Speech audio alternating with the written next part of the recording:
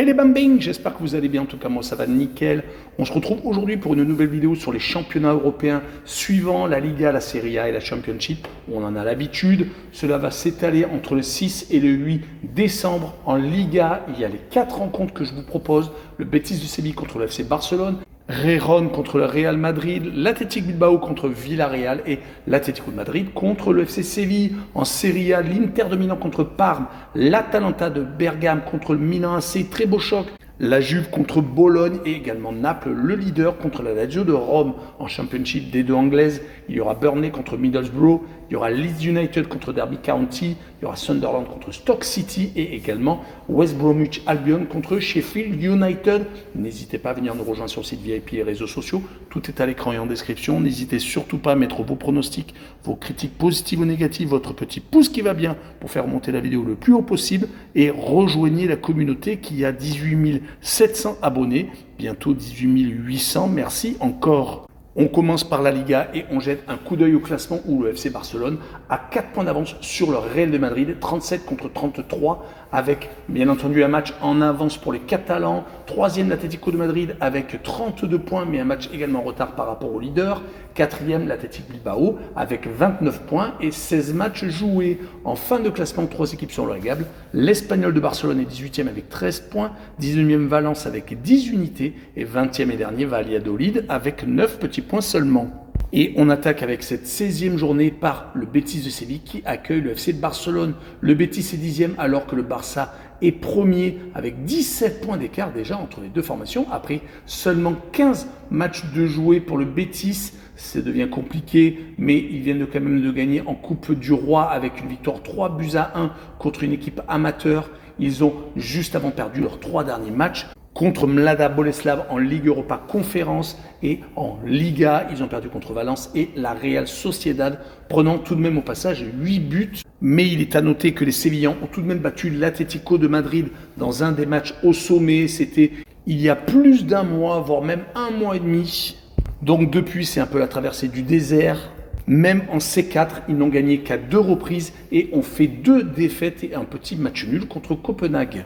Ils vont jouer contre des Catalans qui viennent de se rattraper avec une grosse victoire au milieu de semaine à Majorque, 5-1, qui faisait suite à des matchs très compliqués comme contre Las Palmas, la Real Sociedad et le Celta Vigo. Heureusement qu'en Champions League, ils ont battu Brest. Cela leur a remis le pied à l'étrier et pour l'instant, en C1, ils sont très bien partis avec 4 victoires et une seule défaite qu'ils avaient eue à Monaco. Sur cette rencontre, je verrai bien un 2 buts partout entre les deux formations avec les deux équipes qui marquent et une cote à 1,50. On poursuit avec Gijón contre le Real de Madrid. La saison dernière, les Catalans avaient fini dans le top 3, leur permettant de participer à la Champions League. C'est beaucoup plus compliqué cette année. En C1, ils sont avec une seule victoire et 4 défaites quand même, perdant contre des équipes qui ne sont pas obligatoirement dans le top européen, comme le Feyenoord Rotterdam, comme Sturm Graz, comme le PSV Eindhoven. Ils avaient perdu contre le Paris Saint-Germain d'entrée de jeu avec une énorme erreur de leur gardien. En toute fin de rencontre, heureusement, ils ont réussi à battre le Slovan Bratislava. En Liga, ils sont sur courant alternatif. Ils ont eu du mal en début de saison, mais depuis 4 rencontres, c'est 3 victoires et 1 match nul contre Villarreal. D'où peut-être l'espoir de battre le champion d'Europe en titre, le Real de Madrid, qui de son côté vient de s'incliner à Bilbao, 2-1 avec une fois de plus un pénalty loupé par Mbappé. C'est le second déjà, après celui contre Liverpool en C1. Le Français n'est pas dans son assiette. Vinicius Junior est blessé. Il va falloir quand même réussir quelque chose contre les Catalans. Le Real de Madrid est tout de même avec 4 points de retard seulement sur le FC Barcelone. Ils ont un match en retard en plus. Mais quand on voit qu'ils ont perdu à 4 reprises, toutes compétitions confondues sur les 7 derniers matchs, c'est plutôt inquiétant. Sur cette rencontre, je verrai bien un but partout entre les deux équipes avec Gijón qui aura un handicap de plus 1 but. Donc si le Real s'impose de 1 but, le pari est remboursé. Par contre, si il y a match nul, voire une victoire de Gijón, la cote passera et ce sera une cote à 1,66. On enchaîne avec l'Athletic Bilbao contre Villarreal, le 4e contre le 5e, 3 points d'écart seulement entre les deux formations. Mais les Basques sont dans une superbe forme, 4 victoires consécutives, 3 à la maison, en Ligue Europa contre Elfsborg, en championnat contre la Real Sociedad et le Real de Madrid, et une victoire également à l'extérieur au Rayo Vallecano. Ils vont donc essayer de faire la passe de 5 contre Villarreal qui est éliminé de la Coupe du Roi, qui vient de se faire sortir par un club amateur. et qui avait surtout fait 2 partages de points juste avant contre Osasuna et Gijón. Mais tout n'est pas à jeter car le sous-marin jaune n'a perdu que 2 fois sur les 10 derniers matchs, toutes compétitions confondues, contre le Real et donc contre cette équipe amateur. Attention quand même car à l'extérieur, il reste tout de même dangereux ayant gagné 3 de leurs 5 derniers déplacements. Mais l'Athletic Bilbao est quasiment invincible chez lui. Donc sur cette rencontre, je verrai quand même les Basques s'imposer 2-1 et je verrai les 2 équipes qui marquent pour assurer le coup avec une cote à 1,67. On finira la Liga avec l'Atlético de Madrid qui est 3e actuellement, qui va recevoir l'équipe de Séville. Ils joueront demain en Coupe du Roi contre une équipe amateur à l'extérieur, ce qui pourrait peut-être les fatiguer, mais l'Atlético de Madrid actuellement, il marche sur l'eau. Il n'arrête pas de mettre des cartons, 6 contre le Sparta de Prague en Champions League, 5 contre Valladolid, mais ils ont surtout gagné des matchs très importants à Majorque et au Paris Saint-Germain en C1, gagnant même après avoir été ultra dominés par 22 tirs à 4. Mais on connaît l'équipe de Simeone qui a tendance à toujours subir, mais qui est toujours à la fin proche de la victoire.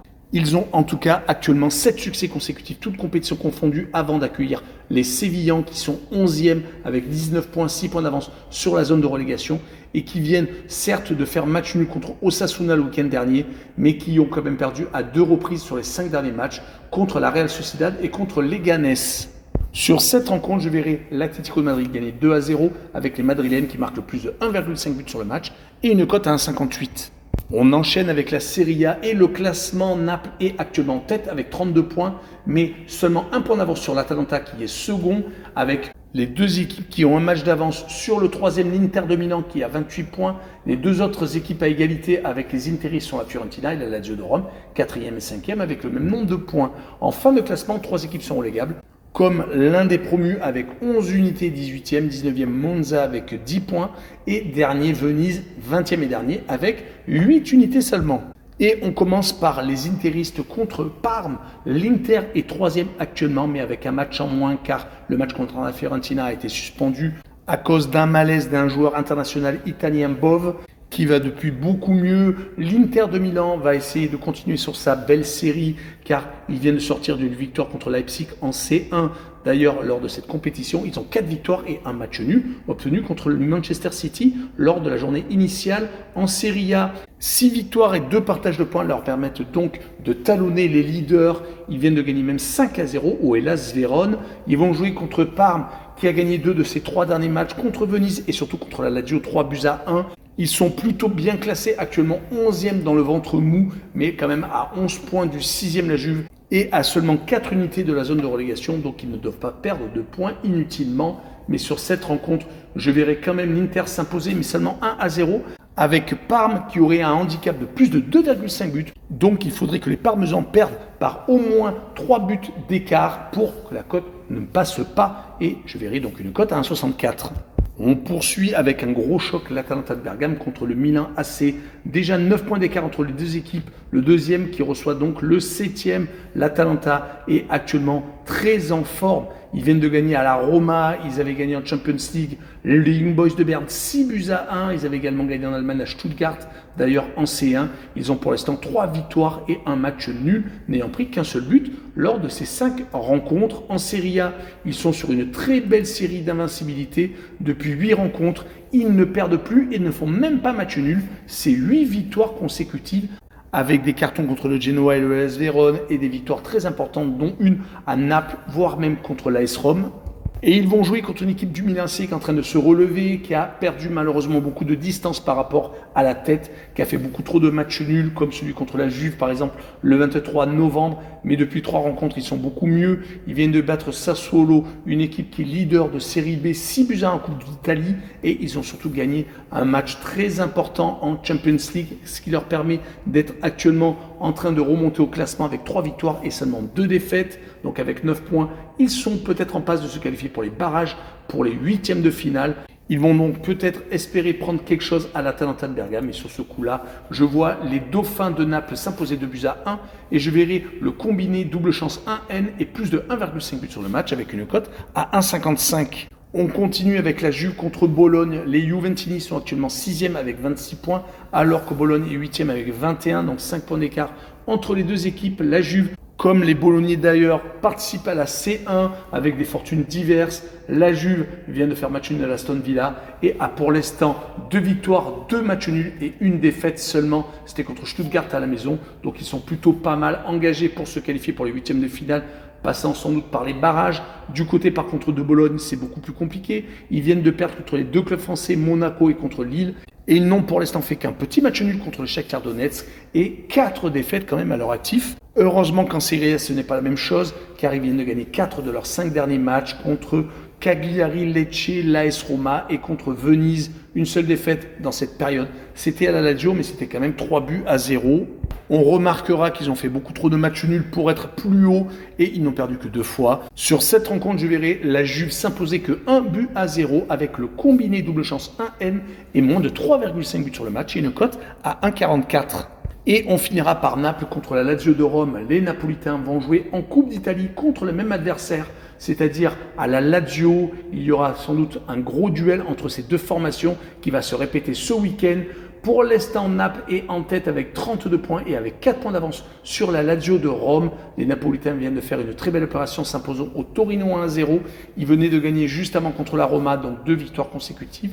Rappelons qu'ils ont perdu un des duels au sommet contre l'Atalanta de Bergame le 3 novembre. C'était peut-être une défaite qui les a réveillés car depuis ils ont fait match nul contre l'Inter. Et donc ces 2 victoires très importantes. Du côté de la Lazio de Rome par contre, ils viennent de perdre contre Parme 3-1. Perdant du terrain par rapport aux leaders napolitains. Ils vont jouer donc, comme je vous l'ai dit, en Coupe d'Italie. Peut-être que le résultat changera le destin de ce match ce week-end.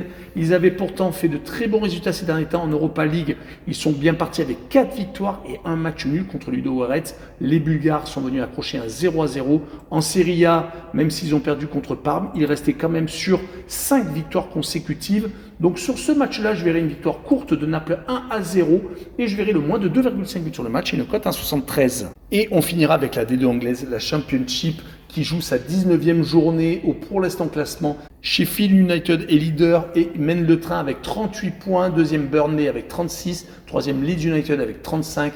Quatrième Sunderland avec 33 unités. En fin de classement, 3 équipes sont reléguées pour l'instant. 22e Hull City avec 15 points. 23e Queen's Park Rangers avec le même nombre de points. Et 24e et dernier Portsmouth avec 13 points seulement. Et on attaque avec une rencontre du haut du classement. Burnley est second avec 36 points alors que Middlesbrough est 5e avec 6 points déjà de retard. Burnley est actuellement sur même 4 matchs consécutifs gagnés sans prendre de but en plus contre Swansea, Bristol, Coventry et à Stoke City. Ils ont même enchaîné juste avant ces 4 victoires 1-0 à l'extérieur. C'est une équipe qui a une défense très solide. Mais leur adversaire n'est pas non plus en reste. 4 victoires sur les 5 derniers matchs. Une seule défaite à la maison contre Blackburn Rovers. Sinon, ils ont enchaîné des gros résultats avec beaucoup de buts. 3 contre Hull, 4 contre Queen's Park Rangers, 5 contre Luton Town et 6 à Oxford. Mais sur cette rencontre, je verrai Burnley remporter et la rencontre 1-0. Et je verrai le moins de 2,5 buts quand même sur le match et une cote à 1,71. On continue avec Leeds United qui rencontre Derby County. Le 3e à 3 points du leader en rencontre le 15e qui est malheureusement donc en difficulté, qui n'a que 5 points d'avance sur la zone de relégation. Derby County vient de perdre 2 fois consécutivement à la maison contre des équipes du milieu de tableau. Cela fait même 4 matchs consécutifs qu'ils ne gagnent pas. Depuis leur victoire à Coventry, ils ont donc perdu énormément de points. Du côté de Leeds, cette défaite contre Blackburn a fait quand même pas mal de mal. Ils avaient pourtant enchaîné 3 gros succès contre Queen's Park Rangers, Luton Town et à Swansea, marquant au passage 9 buts. Mais comme Leeds vient de gagner ses 6 dernières réceptions assez facilement et que Derby County de son côté n'a gagné qu'une seule fois sur les 5 derniers matchs, je verrai une victoire de Leeds 2-0 avec Leeds qui marque plus de 1,5 but sur le match et une cote à 1,56.